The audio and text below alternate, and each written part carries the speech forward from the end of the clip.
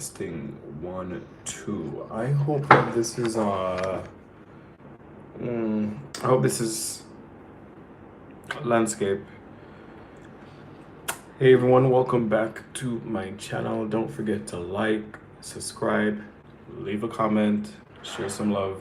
If you're new here, welcome. I'm Caller Hugh on this YouTube page, and I want to chat with you.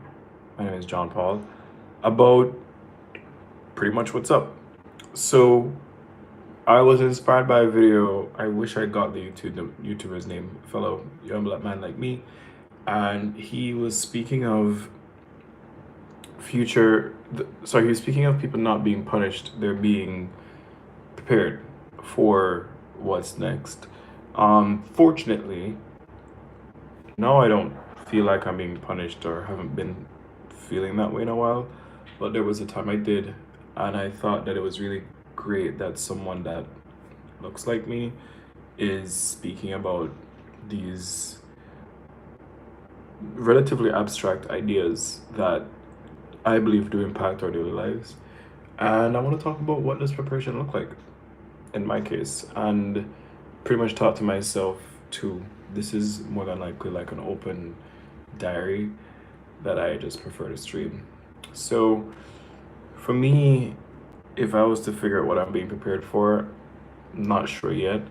I do know that since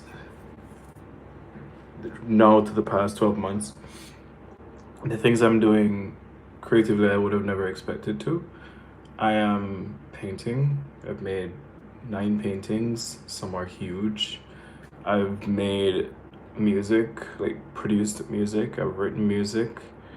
I pretty much have an album worth of songs, melodies, full compositions.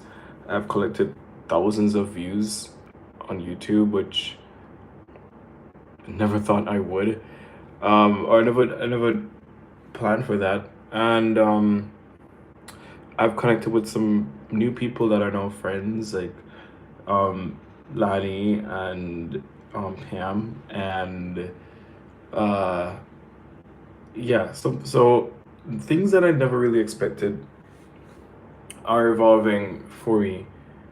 I hope my audio is clear. Things I never expected are evolving for me, which I am incredibly grateful for, and I never expected at all. So I kind of want to touch on blessings as well. I'm super grateful right now that pretty healthy, and I have a community. Today we're going to go play pickleball. Um, on the topic of blessings, I'm at my home, one of my homes, and I'm grateful to have that. And there's a point in my life where one was very hard, and I thought that if you had multiple, you had to be mega rich. Um, so sorry, I saw 4 people join. Hi, thanks for joining. I got a little nervous. I was used to it being zero, so thanks for being here. Um, uh, Back to my train of thought. I wish I could talk to you guys, but I'm glad you're here listening to this open diary. But yeah, my mindset where it was when I worked hard to get this particular home was that I wanted to be safe and not in survival mode, and I wanted to be able to um, pretty much like have no risk of being homeless because I own multiple places, and that was a big fear of mine based on my background. And I always felt like, different groups of people always have some fear of persecution sometimes, and I fell into that category. So I said I didn't want that to be me, and I worked really, really, really hard to get some sense of security. So that being said, okay, back at zero, we gotta all right, people are back. Let me just focus. Yeah, so I wanted to talk about that part, the blessings aspect of it, and where I was. Um, because I am now at the place I wanted to be emotionally, with the lack of fear of being on a street side, I have to I'm kind of just being prepared to figure out what is my identity outside of living in fear. What is my identity outside of survival mode? What is my identity outside of worrying about everything falling apart in my life? And this is new for me. Creating me in a sense of safety, that's new. Almost, it's new, and it's creating me in a sense of safety feels new because I do feel like there have been blips of safety, of course. I think objectively I am much safer and factually. And I'm like, well, who am I? Where's my urgency anymore? Where's my rush to do this thing and that thing and that thing? And do I need to have that urgency in life now that I feel safer emotionally? Is it possible to be continuously financially successful if I operate from a sense of safety? Or is that reserved for when I'm in survival mode and I'm freaking out and I'm like, oh my God, I have to go make this much and do this much because if I don't, then I'm going to lose the roof. That was way too easy to relay. So why I wanted to do this video was to focus on the positive aspects of, again, what am I being prepared for? Again, I don't, I, I wouldn't be able to say for certain, yeah, I'm definitely being prepared for this and that, but I think a good hint is, the question is, who am I now with the major survival mode dreams accomplished? Who am I moving forward? And when I sit on the couch today and I'm watching TV and I could do that for days, and I'm like, well, am I to be mentoring somebody? Am I to be doing more painting? Am I to be earning cash? Do I go do Uber? Do I go get a software project again? Do I try to sell art? Do I teach people about AI? Do I do everything? Do I do nothing? Do I just go play pickleball? And that's kind of where my identity is swimming in the storm of my thoughts, and then I have to decide where does the dust settle. I don't have to, but I get to. And that's kind of where I am. That's how I feel. So I've been feeling that way, but I also do things still, like I shared about the art. And I'm still feeling like, well, since the survival mode aspect is gone, what is my hello to the person watching? I wish I knew who you were. It's like those church confessionals where you don't know who's on the other side, but you're just talking. um, yeah, so who am I with the dust settling out to survival mode, and am I these things that I do? Am I the things that I have yet to be? Are they coming? What is coming? We will see. A couple years ago, someone took me to lunch from work and they asked me, what is my 5-year plan? And I said, I don't know at that point. And this is somebody, for those of you just meeting me, I'm textbook super accomplished. I'm 28. At the time, I had 3 homes, three properties. I had my degree. Well, now I have 2 degrees. I had my car paid off. I had no debt. Whatever. I had a regional role leading the world's largest company, Microsoft. And I didn't know what my 5-year plan was because I felt a little stunted. And I didn't feel bad though.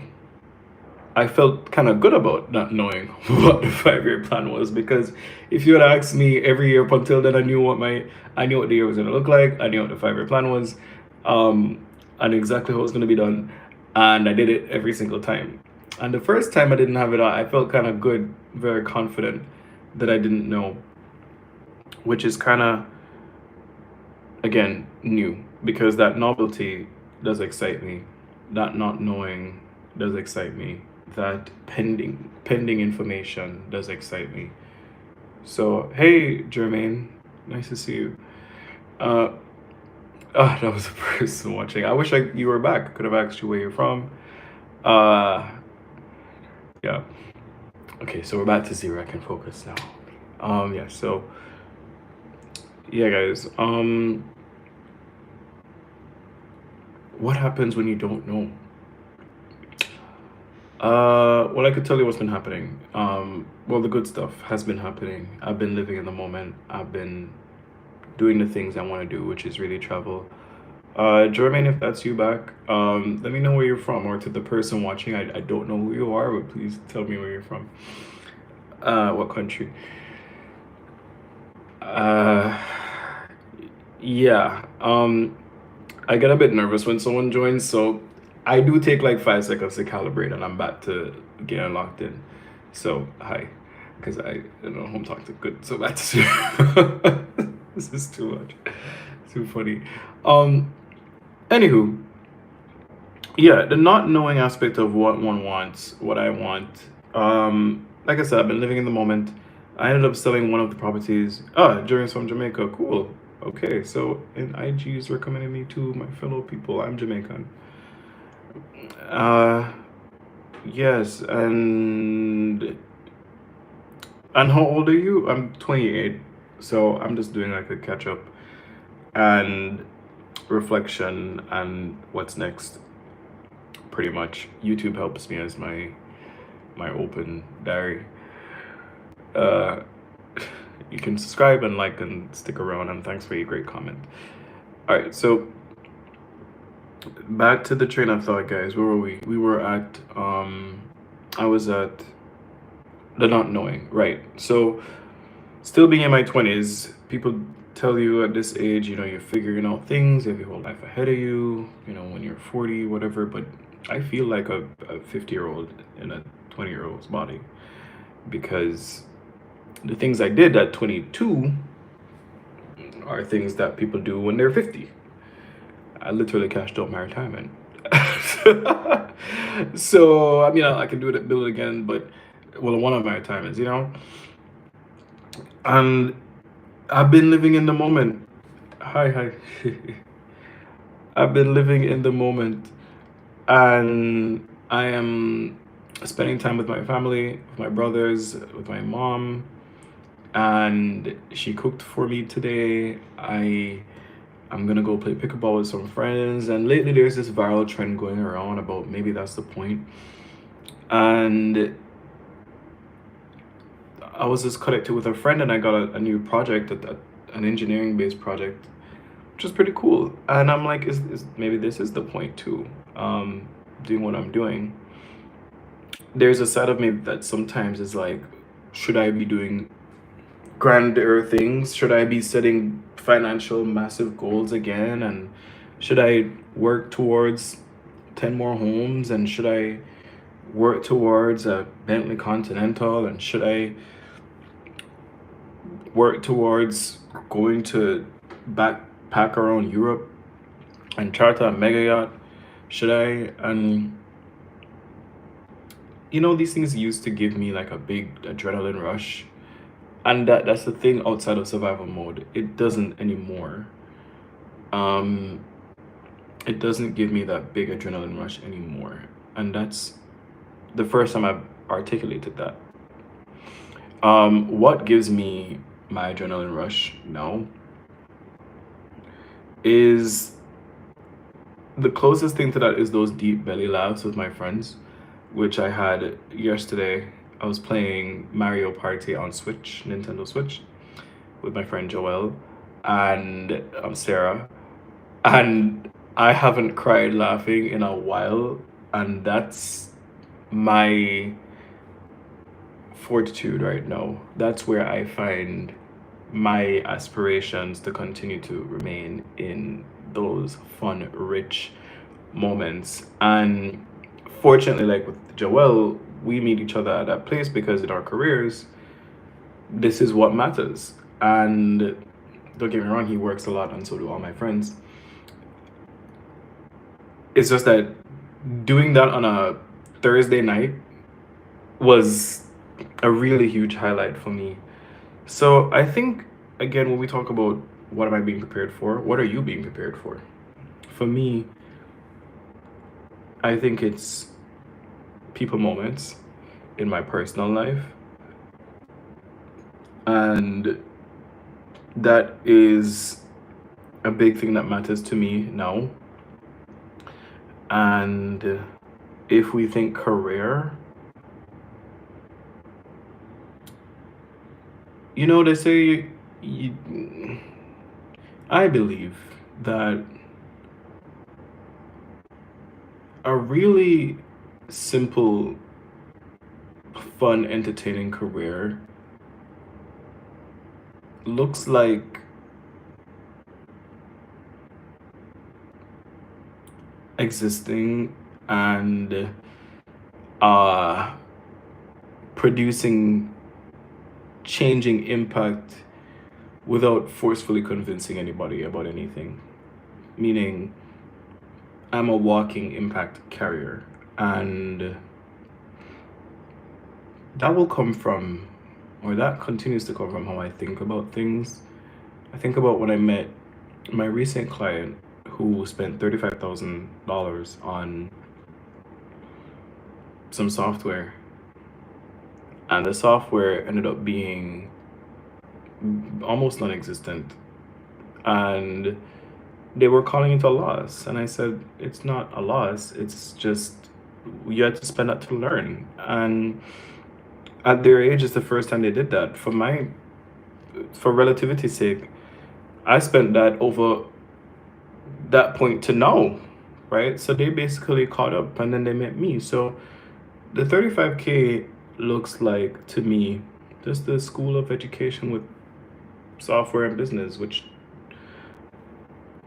to me, when I had that conversation with them, it was the first time that they smiled about that project since it began, because they were so stressed, they were so overwhelmed, they were so beat down about doing this thing, and I came in and I was able to help them to laugh again. And that was the impact that matters to me, that I didn't have to convince anybody to do. It's just how I think. And I think bringing that is my gift. That's what I'm prepared for. And I realized that they also started to pivot to a new project more aligned with them. And I think that me being around is also like a very fruitful presence for that too.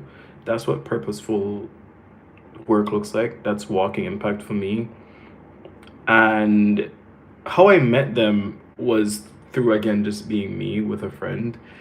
And I guess that is what I'm being prepared for too in the career side. It's being my genuine self with the world of software and creating natural impact without having to, I wouldn't say having to try, but I don't have to try. I don't have to figure out how am I going to get this person to believe me. That's not my thing anymore.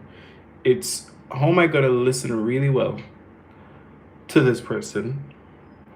How am I going to understand where they're coming from and relate to any potential past pains and help them to see that when I thought it was pain, it really wasn't. It was what that guy called preparation. It was what I call lessons. It's what I call an education. It's what I call an investment. And it's just the next step coming. So, yeah, that felt good to also say. So I think that is where I am. And that's the point. That's what I'm doing. It's these things. And I wonder sometime about mentorship. What does good mentorship look like? What does reverse mentorship look like? Does mentorship mean I have to speak to people younger than me, or can I support folks older? I think my current technical career allows me to mentor folks older than me.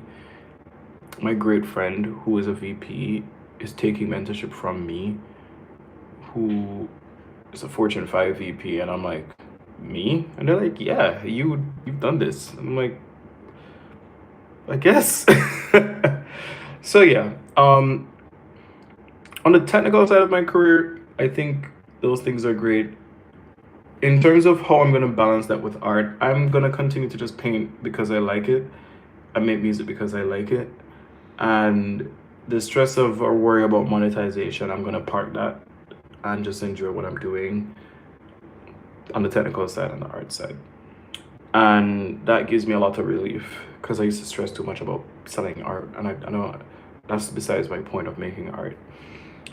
So, yeah, I'm super blessed, super gifted, and I'm thank God all the time. I'm super grateful for where I am in my life, and to be able to support folks to work on a current application I'm working on where people can just um, leverage each other in the community, I think is super great. I have a very supportive team of about 7 people right now, 2 testers, 4 devs, 6 people right now. Oh, and 2 assistants. Um, I'm grateful for that too. I'm grateful that I could sustain it and be good to them, and they're good to me. They're great to me. I'm great to them. And yeah, let's see what the future holds. I'm gonna keep being kind and keep showing up. And I've thought about helping people in the business too. For example, I've sold 2 businesses, and I'm like, is there anything for me to teach people? If so, what is there to teach them? I've sold them profitably, and I've grown them. And sometimes I wonder, would they look at me as somebody with useful information? Would they say, oh, well, he did it, but he didn't sell it for enough, or he did it, but he didn't do it fast enough? I mean, like, what is the benchmark for me feeling ready to help people more and commit to it without feeling aligned?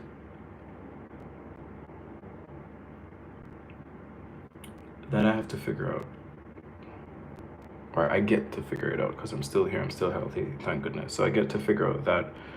Um, would it be another YouTube? Would it be another TikTok? Would it be another something? Um,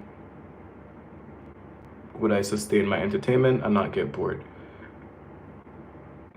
What I could do for fun is try that right now. I could make like a very short TikTok series and leave it and get it out my system, and then just feel grateful that I did the initial. No, but I know better. I know better than to just drop advice. That's like just cooking and leaving it on the street side. People are not going to eat your food, so I probably shouldn't do that.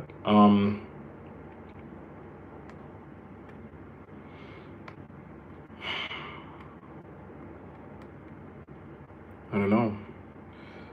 If you're watching this, could you comment and share with me if you felt like you were being pressured before, but instead you're being prepared for something? What was it that you were prepared for? I'm very curious to know. What were you prepared for? I'd love some ideas in my stratosphere. What were you being prepared for? Draw them in the comments. What am I being prepared for?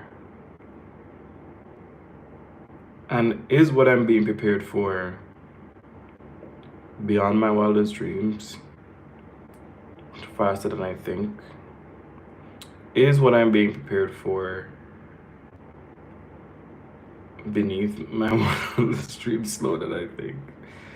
Sometimes, I'm worried about it. Is it underwhelming? Is it creating T-Link in 2013 was such a hands in the dirt process with no immediate reward, and that taught me that I just have to do the work, period, and nobody controls when or what the big thing is that happens, but whoever observes that I'm doing the work, not even me. There could be a million door-to-door visits, cold calls I would have done, stretching myself to the limits of my bandwidth. And it was just those windows of opportunity that I have to be jumping in to get something. What are my windows of opportunity today? What are my windows of opportunity today? There's a lot more than I had before. So much more than I had before. And that is the thing that I don't know if I had this perspective before of having a million windows of opportunity. I never saw myself before as a bona fide creative. I never saw myself as a successful corporate career man. I never saw myself as a homeowner. I never saw myself as a car owner. I never saw myself as a early retired person. I never saw myself as any of that. Now that I can see myself in everything, do I be everything? I guess for me I can, but do I show everything? I guess for me I could. Do I worry about what people say? Oh my God, this guy's doing everything. What does he want to do? I guess I don't have to, because I know why I do everything. Ready for some TMI? I went to do, when my dad passed, I did a colonoscopy to do like routine, just routine checkup. And when I was on the, in the waiting room, they put you in this gown. And I don't know why I had these strong memories associated with the gown, but I think it's because when my grandmother had cancer, I had some recollection of that. So I'm on this gown, in the room on the bed, and they have you as you were born there. And I remember it was cold, and my neighbor Karen came with me. She's also a friend of mine and a great family friend. Love her. And I'm there in the bed, and I'm like, I don't know what's gonna come out of this checkup, because the best case scenario, I need to go travel after this, because my life isn't just gonna be lived slaving away, and not slaving away, but doing all this work in survival mode. And what I would have gotten was the worst case scenario, the checkup. The worst case of the scenario would have been cancer or something, God forbid. So I was like, okay, JP, you go into that room, you make it out healthy, you're gonna go travel. So I went in, woke up, thank goodness I had clear results, no issues from the colonoscopy. And then I decided to start traveling. I've been to Grenada since, Guyana since, Silicon Valley, Miramar, Mexico, Cancun and Oaxaca, which I've never been. Plus I've done almost every Caribbean country. And now I'm like, Japan, are you next?